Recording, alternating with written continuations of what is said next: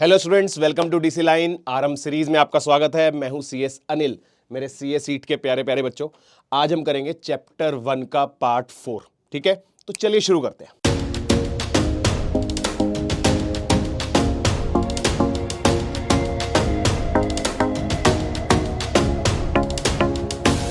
तो बच्चों, यहां तक हमने पढ़ लिया था लास्ट क्लास में, आगे कंटिन्यू करते हैं। ठीक है, चलो। अब आता है इनकम इलास्टिसिटी ऑफ डिमांड। कहने का मतलब अब हम डिग्री ऑफ चेंज मेजर करेंगे डिमांड में विद रिस्पेक्ट टू इनकम। यानी इनकम में कितना चेंज आएगा तो उसके कॉरस्पॉन्डिंग डिमांड में कितना चेंज आएगा। Degree of change in demand with respect to change in income.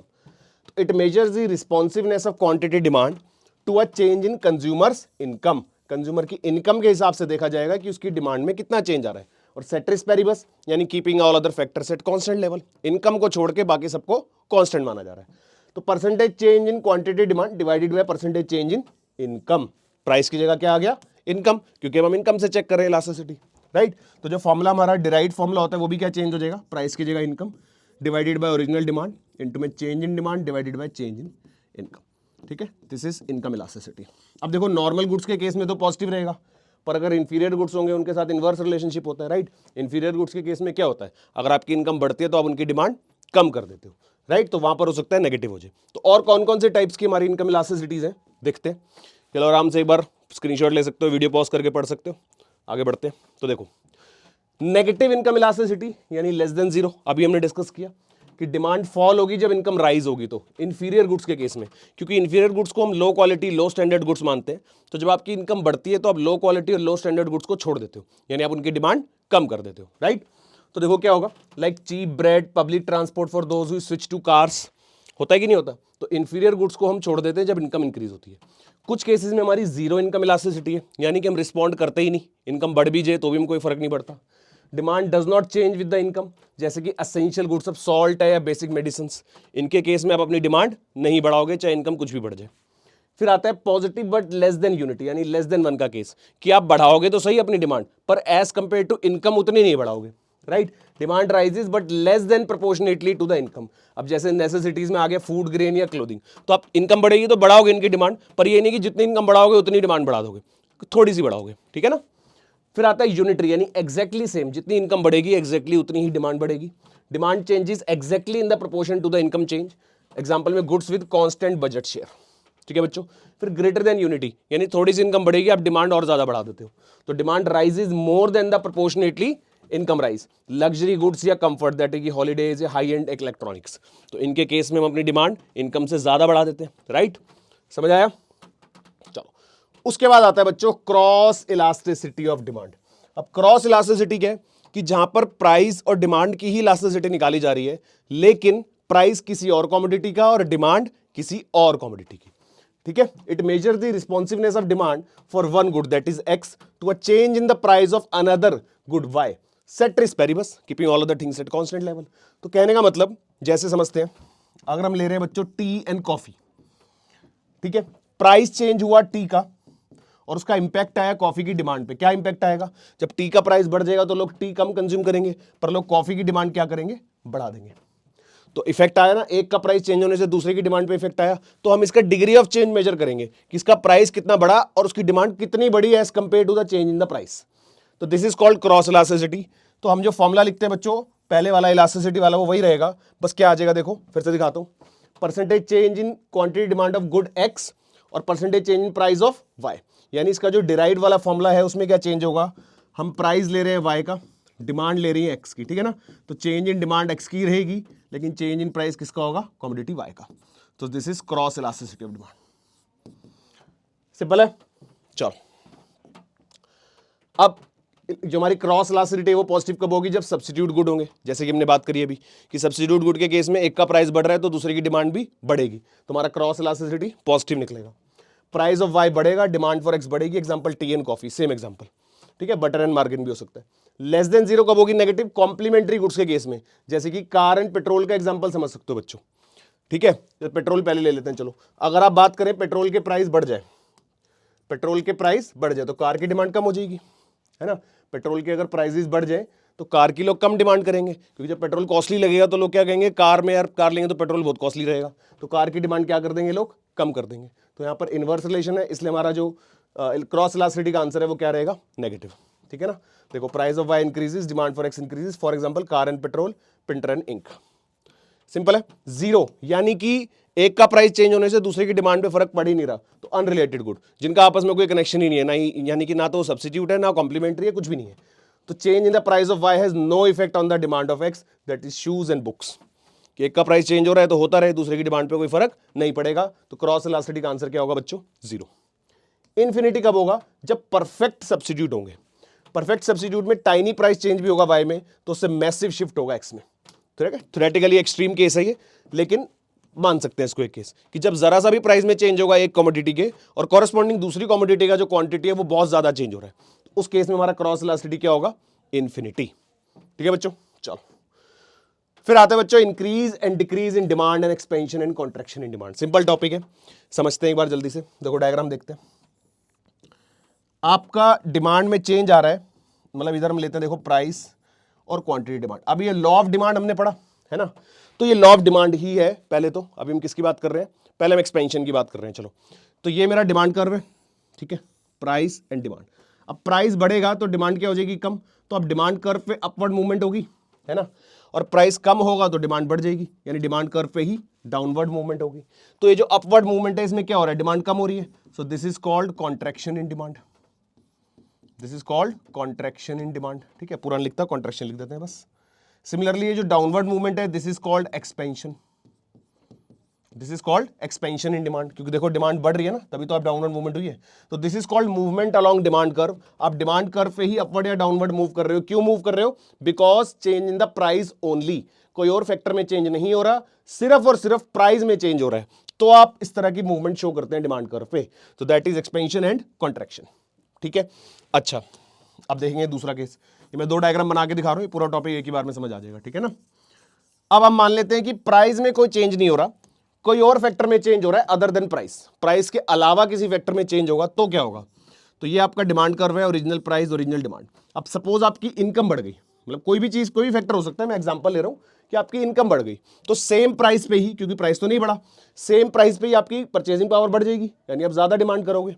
तो जब आप ज्यादा डिमांड करोगे तो आपका डिमांड कर्व राइट में शिफ्ट करेगा, करेगा कि नहीं। तो this rightward shift will be called increase in demand. इस राइटवर्ड शिफ्ट को हम क्या बोलेंगे बच्चों, increase in demand. Similarly same price पर ही अगर डिमांड कम हो जाए तो डिमांड कर पीछे मूव करेगा, सो this is called decrease in demand. Simple बात है कि नहीं है भाई, आगे बढ़ रहा है तो इंक्रीज है, पीछे की तरफ आ रहा है तो डिक्रीज है। यानी कि यहां पर क्या हो रहा है, कर्व में राइटवर्ड या लेफ्टवर्ड शिफ्ट हो रहा है due to the change in the factor other than price. Price constant है, और जो हमारा दूसरा वाला केस था उसमें फैक्टर प्राइस ही चेंज हो रहा है सिर्फ, it's basically law of demand, और बाकी सारे फैक्टर्स क्या है, कांस्टेंट है। ठीक है, अब देखते हैं क्या क्या यहां पर। तो हमने लिखा increase and decrease and expansion and contraction. तो पहले शुरू कर रहे हैं इंक्रीज डिक्रीज से, ये अभी हमने डिस्कस किया कि सेम प्राइस पर आपकी डिमांड बढ़ेगी तो डिमांड कर्व राइट में शिफ्ट करेगा। पढ़ लेते हैं, when demand changes not because of price, price की वजह से नहीं, but because of change in other determinants of the demand, it is the case of either increase और डिक्रीज। ठीक है बच्चों, increase in demand means more demand at the same price. समझ आ रहा है, चलो उसके बाद डिक्रीज इन डिमांड क्या है, decrease in demand means less demand at the same price. वही सेम बात कि सेम प्राइस पर ही आप डिमांड कम कर रहे हो। तो आई थिंक सिंपल टॉपिक है, समझ आ रहा होगा। एक बार आप वीडियो पॉज करके पढ़ भी सकते हैं। सिंपल मतलब ये है कि आप प्राइस के अलावा किसी फैक्टर में चेंज आ रहा है जिसकी वजह से आपकी डिमांड कम हो रही है, तो डिमांड कर्व लेफ्ट में शिफ्ट करेगा, और प्राइस के अलावा किसी और फैक्टर की वजह से डिमांड बढ़ जाती है तो डिमांड कर्व राइट में शिफ्ट करता है, जो हमने पीछे देखा। ठीक है, ये लो जी, ये आ गया expansion contraction. Upward movement is contraction and downward movement is expansion, and that is because of change in the price only, because all other factors are kept as constant. बाकी सारे फैक्टर्स को हम कांस्टेंट मानते हैं, और सिर्फ price में change होने की वजह से अगर डिमांड कर्व पे अपवर्ड या डाउनवर्ड मूवमेंट होती है तो that is known as expansion and contraction. इसको हम और क्या बोल सकते हैं, मूवमेंट अलोंग डिमांड कर्व। और एक और बात, इस वाले केस का एक और नाम क्या होता है, चेंज इन क्वांटिटी डिमांड। क्या बोलते हैं बच्चों, चेंज इन क्वांटिटी डिमांड। और जो पहले वाला टॉपिक था उसको भी देख लेते हैं एक बार जल्दी से। इसका इस वाले को हम क्या बोलते हैं, चेंज इन डिमांड ओनली। दोनों केसेस को, इंक्रीज और डिक्रीज दोनों को, चेंज इन डिमांड। ठीक है, और जब एक्सपेंशन कॉन्ट्रैक्शन होगा तो उसको हम क्या बोलेंगे, चेंज इन क्वांटिटी डिमांड। ठीक है बच्चों, चलो अब आता है फॉर्म्स ऑफ मार्केट कंपटीशन। कौन कौन से टाइप्स की मार्केट है और कौन कौन से टाइप्स की कंपटीशन में देखने को मिलते हैं। ठीक है जी, सबसे पहले बात करते हैं परफेक्ट कंपटीशन की। What is perfect competition? देखो परफेक्ट कंपटीशन ना एक इमेजिनरी मार्केट है, इमेजिनरी कंपटीशन है। एक्चुअल में इस तरह की कोई मार्केट एग्जिस्ट करती ही नहीं है, लेकिन मार्केट स्ट्रक्चर को समझने के लिए ये कंपोनेंट आपको पढ़ाया जाता है, टाइप ऑफ कंपटीशन आपको पढ़ाया जाता है, ठीक है ना। मिलते जुलते ऑलमोस्ट क्लोज कंपटीशन देखने को मिल जाएंगे, लेकिन एग्जैक्ट जो हम पढ़ेंगे यहां पर theoretically exact same form of perfect competition नहीं मिलेगा आपको प्रैक्टिकल लाइफ में, ठीक है। लेकिन मार्केट स्ट्रक्चर को समझने के लिए हम इसको फिर भी पढ़ते हैं। तो क्या मतलब? Meaning a theoretical market form which with maximum competition. Theoretical market form खुद ही बता दिया। की फीचर क्या है? जहां पर buyers numbers and buyers and sellers है अच्छे खासे। नो सिंगल बायर और seller can influence the market price, यानी बहुत सारे बायर्स एंड सेलर्स हैं। होमोजीनियस या आइडेंटिकल प्रोडक्ट है, सारे जगह एक ही जैसा प्रोडक्ट सेल हो रहा है, homogeneous product. All firm sells the same product, example wheat, share of the company, whatever. Free entry and exit, कोई भी फर्म इजीली एंटर कर सकती है, मतलब आपको अगर अपनी फर्म खोलनी है परफेक्ट कंपटीशन में आप जाके खोल सकते हो। कोई भी एग्जिस्टिंग फर्म को छोड़ के जाना है वो भी इजीली जा सकती है, ठीक है। No barriers for new firms to enter और एग्जिस्ट फर्म टू लीव। अब बैरियर्स होते क्या है? बेसिकली बैरियर एक तरीके से हो गए जैसे किसी की मोनोपोली है, तो एक बैरियर है, आपको उससे कॉम्पीट करोगे कैसे? उसकी पहले से ही मोनोपोली है, समझ रहे हो ना। तो इसलिए परफेक्ट कंपटीशन में हम ये कह रहे हैं कि देयर आर नो बैरियर्स, ठीक है जी। परफेक्ट नॉलेज है प्रोडक्ट की, यानी कि बायर और सेलर्स को कंप्लीट इंफॉर्मेशन है, किसी को कुछ बताने या समझने की जरूरत नहीं है। और एक और चीज आ जाती है इसके अंदर कि कोई सेलिंग कॉस्ट भी नहीं है सेलर की, सेलर को कोई एडवर्टीजमेंट या कोई प्रमोशनल कॉस्ट नहीं करनी पड़ रही है अटैच करने के लिए। They are doing the best job, यानी कि एक परफेक्ट कंपटीशन में क्या होता है कि अपने आप ही कंज्यूमर आ रहा है और प्रोडक्ट को परचेज कर रहा है, उसको पूरी नॉलेज है, कोई सेलिंग कॉस्ट करने की जरूरत नहीं है सेलर को, कोई एडवर्टीजमेंट करने की जरूरत नहीं है। फिर आते हैं प्राइस टेकर, यानी सबका प्राइस सेम है, जितनी भी फर्म्स है परफेक्ट कंपटीशन में सबका प्राइस क्या है? सेम है। जो भी इंडस्ट्री का प्राइस है वही फर्म को फॉलो करना पड़ रहा है, कोई अपनी मर्जी से अपना प्राइस सेट नहीं कर सकता, सब के सब एक ही प्राइस पे प्रोडक्ट को बेच रहे हैं और प्रोडक्ट भी क्या है? सेम है ना। Firms accept the market price determined by the industry's demand and supply, जो भी इंडस्ट्री का डिमांड सप्लाई से प्राइस डिटरमाइन होगा वही फर्म्स फॉलो कर रही है, ये मान के चलते हैं परफेक्ट कंपटीशन में। They can not set their own prices, तो हम क्या कह सकते हैं इनको? They are price taker. अब जैसे मोनोपोली जो होती है वो प्राइस मेकर होती है, लेकिन perfect competition are price taker, ठीक है बच्चों। एग्जांपल में देखो, agriculture markets like grains, stock exchanges, देखो कोई भी परफेक्ट एग्जांपल नहीं है। It is largely theoretical model use for analysis, rarely exist in the pure form of reality. मैं आपको बता चुका हूं कि एक्चुअल में एग्जिस्ट नहीं करती, सिर्फ थ्योरेटिकल कंसेप्ट है, ठीक है ना। हम कनेक्ट कर सकते हैं किसी ना किसी एग्जांपल की तरह रिलेट कर सकते हैं, लेकिन कोई भी प्योर परफेक्ट कंपटीशन आपको देखने को नहीं मिलेगा, ठीक है बच्चों। चलो फिर आता है मोनोपोलिस्टिक। ये जनरली हम अपने आसपास देखते हैं कि मिक्स फॉर्म की कंपटीशन, मिक्स टाइप की मार्केट, जहां पर सब लोग अलग अलग तरह की फर्म्स खुली हुई है, अलग अलग तरह के प्रोडक्ट्स बेच रहे हैं, अलग अलग प्राइसेस हैं, है ना। ये उस मार्केट की बात हो रही है, एक रियलिस्टिक मार्केट है।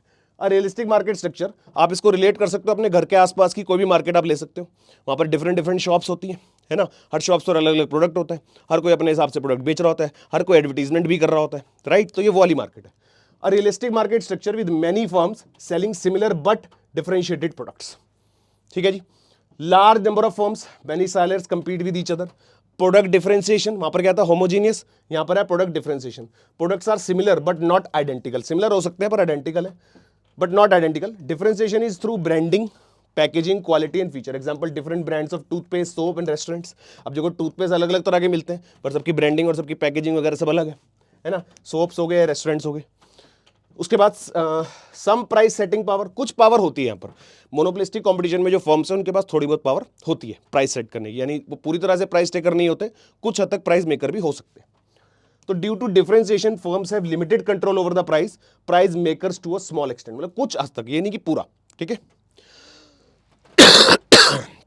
सॉरी। उसके बाद आता है free entry and exit, like perfect competition, यहां पर भी कोई भी मार्केट इजीली एंटर एग्जिट कर सकती है। Relatively easy for a new firm to enter, तो ये तो पॉइंट सेम ही हो गया।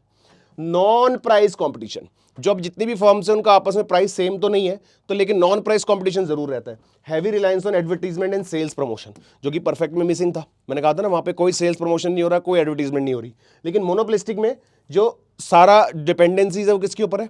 एडवर्टाइजिंग और प्रमोशन के ऊपर। जितना कोई अच्छी एडवर्टाइजमेंट या प्रमोशन करेगा वहां पर कस्टमर ज्यादा जाएगा, ठीक है जी। बात समझ आई? एग्जांपल देख लो, फास्ट फूड चेन्स हो गया, क्लोथिंग ब्रांड्स हो गया, कंज्यूमर इलेक्ट्रॉनिक्स हो गए, या अपने आसपास ये सब एग्जांपल देखते होगे डेफिनेटली, ठीक है ना।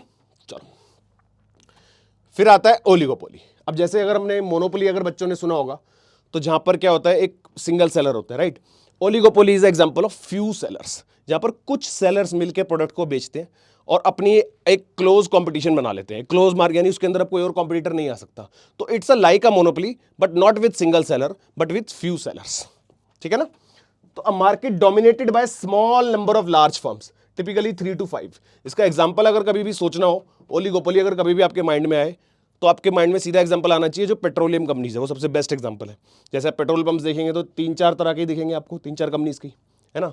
एक इंडियन ऑयल का दिख जाएगा आपको, एक हिंदुस्तान पेट्रोलियम दिख जाएगा, ऐसे आपको 2-3 ही दिखेंगे। तो यानी उन्होंने एक ओलिगोपोली बनाई हुई है ना, कार्टेल बोलते हैं उसको, ग्रुप ऑफ प्रोड्यूसर्स को। तो oligopoly means few sellers, right. Few sellers, many buyers, a handful of firms control the majority of market shares. कुछ थोड़ी सी फर्म्स क्या करती है, पूरा मार्केट का शेयर कैप्चर कर लेती है। इंटरडिपेंडेंस है कि नहीं है, each firm's decision that is price output affect the other leading to strategic behaviour. अगर ओलिगोपोली में कोई भी फर्म कोई डिसीजन लेगी तो उसका इफेक्ट दूसरी फर्म के ऊपर भी पड़ेगा, ठीक है ना। होमोजीनियस और डिफरेंशिएटेड दोनों हो सकते हैं। Can sell the identical goods that is steel, cement, और differentiated ones that is cars और स्मार्टफोन्स। अलग अलग भी हो सकते हैं, सिमिलर। ये कोई ओलिगोपोली में ये रिस्ट्रिक्शन नहीं है कि सेम ही होगा प्रोडक्ट, ठीक है। हाई बैरियर टू एंट्री, कोई और एंट्री नहीं ले सकता। Significant obstacles, huge capital, patents, economies of scale prevent new entrants. New entry करना इतना आसान नहीं है। प्राइस रिजिडिटी है, प्राइस को क्योंकि समझ रहे कुछ सेलर्स ही मिलकर बेच रहे हैं तो प्राइस रिजिड रखा जाता है। Non price competition, firms avoid price Wars, compete through advertising and innovation और सर्विसेज। वो आपस में कंपीट कर सकती है थ्रू इनोवेशन, मतलब क्वालिटी के अंदर कर सकती है कि अपनी क्वालिटी अच्छी देंगे, अपनी सर्विस और अच्छी तरीके से देंगे। नॉन प्राइस कंपीट करेंगे, प्राइस को रिजिड रखेंगे, ठीक है। एग्जाम्पल में automobile industry, telecom services provide, soft drink industry, Coca Cola या पेप्सी। ये भी आप कुछ एग्जाम्पल सोच सकते हैं, ठीक है बच्चों। चलो फिर आता है मोनोपोली। अगर ओलिगोपोली समझ आ गया तो इसमें तो प्रॉब्लम होनी नहीं चाहिए। सिंगल सेलर, जहां पर एक सिंगल सेलर है, कोई कंपटीशन है ही नहीं, कोई साथ में कोई भी कॉम्पिटिटर नहीं है। IRCTC एग्जांपल है हमारा मोनोपोली का, ठीक है ना। A market with a single seller of a product with no close substitute. Key features में single seller, one firm constitute the entire industry. कोई क्लोज सब्स्टिट्यूट नहीं है, एक यूनिक प्रोडक्ट सेल हो रहा है, कोई क्लोज सब्स्टिट्यूट अवेलेबल नहीं है। Price maker, the monopolist has complete control over the price and output. High barrier, कोई भी एंटर नहीं कर सकता, लाइक ओलिगोपोली। कोई भी न्यू फर्म इनके साथ कंपटीशन में नहीं आ सकती। प्राइस डिस्क्रिमिनेशन भी करते हैं ये, क्योंकि मोनोपोली है तो ये अपने हिसाब से प्राइस अलग अलग चार्ज करते हैं। जैसे जब डिमांड ज्यादा होगी, IRCTC में आप लोगों ने देखा होगा, जैसे ही आप जितना आप कम ड्यूरेशन के टाइम पीरियड में टिकट्स बुक करते हो उतना ज्यादा प्राइसेस ज्यादा हो जाते हैं, right. So this is called price discrimination, ठीक है बच्चों। Often charges different prices to different consumers. Example में इंडियन रेलवेज, है ना, सबसे बड़ा एग्जांपल है। लोकल वाटर सप्लाई या पेटेंट प्रोटेक्टेड ड्रग्स, ये सारे हमारे एग्जांपल है मोनोपोली के, ठीक है बच्चों। सिंगल सेलर है, आई थिंक सिंपल टॉपिक है। डुओपोली, अब मोनोपोली सिंगल, ओलिगोपोली फ्यू, तो डुओ मतलब टू, जहां पर टू सेलर होते हैं सिर्फ। A special case of oligopoly where market is to dominated by exactly two large firms। Specify कर दिया हमने नंबर 2, मतलब 2 तक डुओपोली होगा, 2 से ऊपर चला गया, उसमें हमने क्या पढ़ा था 3 to 5, तो 2 से ऊपर चला गया तो वो ओलिगोपोली हो गया। सिंगल है तो मोनोपोली, ठीक है बच्चों। 2 dominant firms, they hold a major share of the market. Interdependence तो होगी जब 2 ही है तो, है ना। Each firm strategy depend heavily on the other. Imperfect competition है। Significant market power lies with these two firms. Barrier से कोई भी इजीली एंटर नहीं कर सकता। एग्जांपल में commercial aircraft manufacturing, that is Airbus या बोइंग के आप एग्जांपल ले सकते हो। ऑनलाइन सर्च एडवर्टीजमेंट, गूगल और बिंग, इस इन सम कॉन्टेक्स्ट कह सकते हैं कि 2 ही, हालांकि कोई यूज करता नहीं बिंग को, हम एग्जांपल पर्पस के लिए बोल सकते हैं फिर भी, कि जहां पर सिर्फ 2 ही सेलर्स हैं, ठीक है बच्चों, सिंपल। चलो जी, सारे कंपैरिजन, सारी मार्केट जो हमने पढ़ी, एक बार जल्दी से वीडियो पॉज करके एक बार रीड करेंगे, आराम से मन की शांति रखेंगे एक बारी और आराम से पढ़ेंगे इसको। जितने बच्चे हमने भी सारे फीचर्स पढ़े हैं पीछे, जो जो समझा है वो सबको एक बार एक ही जगह कंसिडर कर लिया हमने, एक ही जगह फिट कर दिया। एक कंपैरिजन टेबल से आपको सारी मार्केट्स याद रहेंगी। आई होप आपने वीडियो पॉज करके देख लिया होगा या पढ़ लिया होगा, ठीक है ना। तो इसमें कुछ नया नहीं है बताने वाला, ये सारी चीज़ें अभी हमने पीछे डिस्कस करी है। एक टेबलर फॉर्म, एक रिवीजन की तरह आप इसको अपने पास रख सकते हो। सारी मार्केट्स आप एक ही बार में गो थ्रू करोगे, याद हो जाएगी, ठीक है बच्चों। चलो उसके बाद आता है इलास्टिसिटी ऑफ सप्लाई। चलो सप्लाई पढ़ा हमने, लॉ ऑफ सप्लाई पढ़ा है ना। अब जैसे इलास्टिसिटी ऑफ डिमांड है, सेम वैसे ही इलास्टिसिटी ऑफ सप्लाई है। सीधा सा मतलब है कि अब आप प्रोड्यूसर के पॉइंट ऑफ व्यू से बात कर रहे हैं, और प्रोड्यूसर जब प्राइस बढ़ता है तो सप्लाई बढ़ाता है प्रॉफिट पर्पस के लिए, तो वो कितना बढ़ाएगा सप्लाई, डिग्री ऑफ चेंज कितना होगा उसके सप्लाई में, उसी को हम बोलेंगे इलास्टिसिटी ऑफ सप्लाई। सिंपल है। तो मैं आपको इसके सारे केसेस बता दूं एक बार जल्दी से, चलो देखते हैं। सबसे पहले हम केस लेते हैं कि प्राइस और क्वांटिटी सप्लाई रहा, ठीक है बच्चों, original price original quantity supply बना देते हैं। पहले हम लेते हैं कि प्राइस इतना सारा बड़ा, अब क्योंकि लॉ ऑफ सप्लाई है तो होगा तो पॉजिटिव रिलेशन, पर ध्यान से प्राइस इतना सारा बढ़ा, क्वांटिटी सप्लाई थोड़ा सा ही बढ़ा, तो ऐसे ज्वाइन होगा ये सॉर्ट ऑफ, ठीक है। आप स्केल पेंसिल यूज करेंगे तो ठीक बनेगा बेटा, ठीक है ना, मैं फ्री हैंड से बना रहा हूं। फिर जब प्राइस कम होगा तो क्वांटिटी सप्लाई थोड़ा सा ही कम होगा, तो आप जब इन पॉइंट्स को ज्वाइन करेंगे तो आपका ऑलमोस्ट स्टीपर जैसा कर्व बनेगा, स्ट्रेट ऑलमोस्ट। चलो ठीक है, एक साथ साथ एक और बना लेते हैं। अगर ये है प्राइस ओरिजिनल और ओरिजिनल क्वांटिटी सप्लाई है, अब प्राइस में थोड़ा सा चेंज आया, क्वांटिटी सप्लाई बहुत सारा बढ़ गया, मतलब इसको ऑपोजिट केस बनाया मैंने, ठीक है ना। प्राइस थोड़ा सा कम हुआ, क्वांटिटी सप्लाई बहुत सारा कम हो गया, सो ये बनेगा लेटा हुआ सा कर्व बनेगा हमारा सप्लाई का, है ना, लेटा हुआ सा बनेगा कि नहीं। तो अब देखते हैं, जो हमारा फॉर्मूला था वो क्या था, percentage change in quantity supply, क्योंकि हम सप्लाई की बात कर रहे हैं, अपॉन में परसेंटेज चेंज इन प्राइस, ठीक है बच्चों। अब अगर आप इस फॉर्मूला से कंपेयर कर लो सिंपल, यहां पर क्या हो रहा है, क्वांटिटी सप्लाई में कम चेंज है, प्राइस में ज्यादा है, तो जब आप इसमें फॉर्मूला में वैल्यू डालेंगे तो क्या होगा, न्यूमरेटर छोटा होगा और डिनोमिनेटर हमारा बड़ा होगा। न्यूमरेटर क्या होगा, छोटा होगा, तो छोटा होगा और ऊपर नीचे बड़ी वैल्यू होगी, तो आंसर तो लेस देन 1 ही आना है ना। इसको आप 2-3 तरीके से याद रख सकते हो, एक तो मैंने फॉर्मूला से बताया आपको वैल्यू पुट करके, दूसरा आप क्या समझ सकते हो कि कम रिस्पॉन्स है, प्रोड्यूसर का रिस्पॉन्स कम है, तो यानी इलास्टिसिटी कम है, यानी आंसर लेस देन 1 होगा। सिमिलरली इसमें अगर बात करें, इसमें ज्यादा रिस्पॉन्स है, फ्रैक्शन के हिसाब से देखो तो ऊपर बड़ी वैल्यू आएगी, नीचे छोटी आएगी, तो आपका इलास्टिसिटी का आंसर ग्रेटर देन 1 आएगा। या फिर आप कैसे समझ सकते हो कि प्राइस के कंपैरिजन में रिस्पॉन्स ज्यादा है प्रोड्यूसर का, तो इलास्टिसिटी भी ज्यादा ही होगी 1 से, ठीक है बच्चों। चलो उसके अलावा अब एक और केस देखते हैं फटाफट से। अब अगर बात करें कि ये original price, original quantity supply, price बढ़ा, सप्लाई में कोई चेंज हुआ ही नहीं, zero change in supply. Similarly price कम हुआ तो भी हमारे सप्लाई में कोई चेंज नहीं हुआ, तो इस सप्लाई कर बिल्कुल एक स्ट्रेट लाइन बना रहा, सीधी लाइन, ठीक है जी। तो क्या यहां पर percentage change in quantity supply कितना होगा, 0, और 0 अपॉन समथिंग अगर हम ले तो आंसर 0 आता है। या फिर आप कैसे समझ सकते हैं कि there is no change in the degree of supply, यानी responsiveness of producer is 0, consumer 0 respond कर रहा है with respect to price, so इसलिए elasticity of supply is 0। Clear है। चलो उसके बाद अगर हम एक और केस देखें फटाफट से, कौन सा वाला, इसको ऑपोजिट, कहने का मतलब कि सेम प्राइस पर ही आपका क्वांटिटी सप्लाई बढ़ रहा है या कम हो रहा है, सेम प्राइस पर ही आपने सप्लाई बढ़ा दिया या कम कर दिया, तो आपका सप्लाई कर वैसा लेटा वैसा बन गया पूरा। तो अगर आप यहां पे कंपेयर करेंगे तो डिनोमिनेटर में 0 है, यानी प्राइस में कोई चेंज नहीं हो रहा, सप्लाई चेंज हो रहा है सिर्फ, और something upon 0 is infinity, it can not be solved, it is unended, एक नेवर एंडिंग कैलकुलेशन हो जाती है, तो अनडिफाइंड हो जाती है बेसिकली, ठीक है ना। तो elasticity of supply is infinity, ठीक है बच्चों। और इन सब केसेस के नाम क्या रहेंगे, ये हो गया हमारा परफेक्टली इनइलास्टिक, परफेक्टली इनइलास्टिक, ठीक है। मैंने पहले वाले पे नाम नहीं लिखा था, कि बता देता हूं आपको फिर से।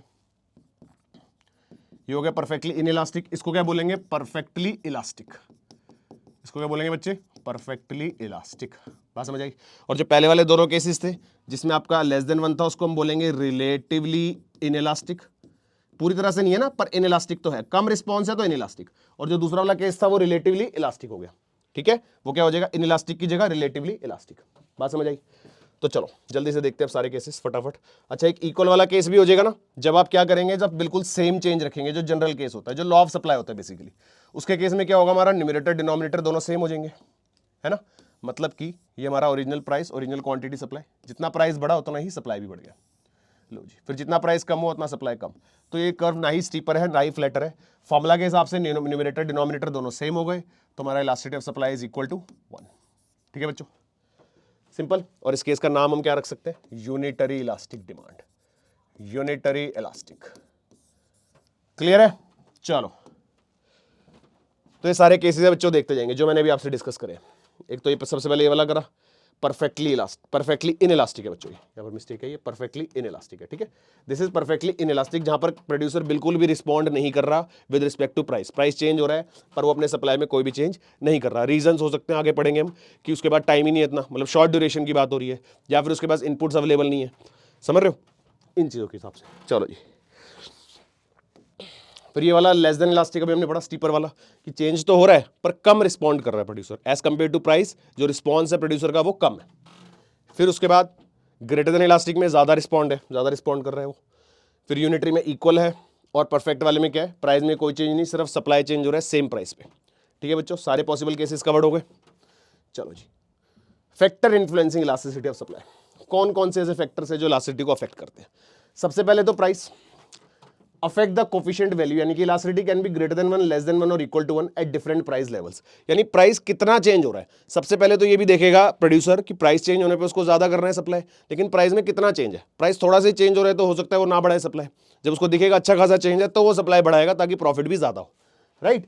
तो according to the law of supply price changes cause the quantity supplied, but proportionate change elasticity varies with the price level, price level के हिसाब से भी वेरी करती है। फिर आता है expectation of future price change. अब प्रोड्यूसर को लग रहा है कि फ्यूचर में प्राइस बढ़ने वाला है, तो वो आज नहीं बढ़ाएगा ना सप्लाई अपना, वो फ्यूचर का वेट करेगा। Affect the current supply and can make it less elastic, चाहे आज हमारा प्राइस थोड़ा सा बढ़ भी रहा हो, प्रोड्यूसर को लग रहा है फ्यूचर में और बढ़ने वाला है, तो प्राइस थोड़ा सा बढ़ेगा या प्राइस जो भी बढ़ जाए वो आज सप्लाई नहीं बढ़ाएगा अपना, वो फ्यूचर वाले प्राइस के बढ़ने का वेट करेगा, राइट। तो if the seller expect price rise they may hold the stock now and current supply will reduce and supply curve shifts the left. If they expect future price rise, they may sell more now, current supply increases and supply curve shifts the right. फिर आता है cost of production, सबसे important factor कह सकते हैं इसको, कि जब उनकी जो कॉस्ट ऑफ प्रोडक्शन है अगर वो कम होगी तो सप्लाई ज्यादा कर सकते हैं, सप्लाई करने की पावर ज्यादा होगी, लेकिन अगर कॉस्ट ऑफ प्रोडक्शन ज्यादा होगी तो सप्लाई कम हो पाएगा, बर्डन हो गया ना प्रोड्यूसर के ऊपर। तो influences the position of the supply curve and thus supply responsiveness. If production cost increases, supply at each price decreases. Curve shift the left, potentially reducing the elasticity. तो cost decreasing, supply increase. अगर cost कम होगी तो ही producer को benefit होगा, तो ही उसके ऊपर से बर्डन रिमूव होगा, तो वो सप्लाई ज्यादा कर पाएगा and curve shift to the right. ठीक है बच्चों, समझ आया। उसके बाद नेचर ऑफ द गुड, किस नेचर का गुड है, मतलब किस तरह के गुड्स की हम बात कर रहे हैं। पेरिशेबल या बल्कि होगा अगर तो लेस इलास्टिक होगा, क्योंकि जो जल्दी डिस्ट्रॉय हो जाता है, जल्दी खत्म हो जाता है। फिर ड्यूरेबल या स्टोरेबल गुड्स होंगे तो उनकी इलास्टिसिटी ज्यादा होगी, क्योंकि ज्यादा लंबे समय तक चलते हैं। पेरिशेबल गुड्स जैसे मिल्क और फ्रूट होंगे cannot be store for long, so supply cannot be increase easily, तो इतना ज्यादा सप्लाई नहीं बढ़ा सकते। बल्कि गुड्स होंगे जैसे मशीनरी, वो हार्ड टू ट्रांसपोर्ट है, वो इधर उधर ले जाना मुश्किल है उन गुड्स को, राइट। तो इनके केस में भी क्या होगा, लिमिटेड सप्लाई होगा। लेकिन अगर स्टोरेबल होंगे, ड्यूरेबल होंगे, स्टोरेबल भी होंगे, मूवेबल भी होंगे, तो उनका सप्लाई ज्यादा इलास्टिक होगा, राइट। फिर आता है टाइम पीरियड, मोस्ट इंपॉर्टेंट, कि आपके पास अगर टाइम अगर शॉर्ट रन है तो क्योंकि प्रोडक्शन एक पूरा प्रोसेस है, राइट। रॉ मटेरियल अरेंज करना, लेबर, मशीनरी, सारा कुछ अरेंज करना, सारे रिसोर्सेज अरेंज करना, फिर प्रोडक्शन करना। तो आपके पास अगर शॉर्ट रन के अंदर आप सप्लाई इतनी जल्दी नहीं बढ़ा सकते, पर अगर लॉन्ग रन होगा, टाइम ज्यादा होगा, तो आप सप्लाई ज्यादा बढ़ा पाओगे, राइट। तो शॉर्ट रन होगा तो सप्लाई इनइलास्टिक होगा, लॉन्ग रन होगा तो इलास्टिक होगा। शॉर्ट रन में फिक्स फैक्टर्स हैं, प्लांट मशीनरी, लिमिटेड एबिलिटी है, तो इतनी जल्दी सप्लाई नहीं बढ़ सकता। और लॉन्ग रन में क्या है, अपनी कैपेसिटी एक्सपैंड भी कर सकते हो, है ना, न्यू टेक्नोलॉजी भी अडॉप्ट कर सकते हो, न्यू फर्म्स भी आ सकती है, तो सप्लाई हमारा हाईली रिस्पॉन्सिव हो जाता है इन लॉन्ग रन। लेकिन शॉर्ट रन में इतना रिस्पॉन्सिव नहीं हो पाता। ठीक है बच्चों, समझ आ रहा है। चलो जी, ये हुआ हमारा चैप्टर का खात्मा, पूरा चैप्टर फिनिश कर दिया बच्चों, चैप्टर नंबर 1। आई होप पूरा अच्छे से क्लियर हुआ होगा। कमेंट सेक्शन आपका है, भर दो उसको, जो भी लिखना चाहते हो लिख दो उसके अंदर, दिल से जो भी आपके अंदर आता है दिल में वो लिख दो बच्चों। ठीक है, चलो मिलते हैं नेक्स्ट, तब तक के लिए keep learning and all the best.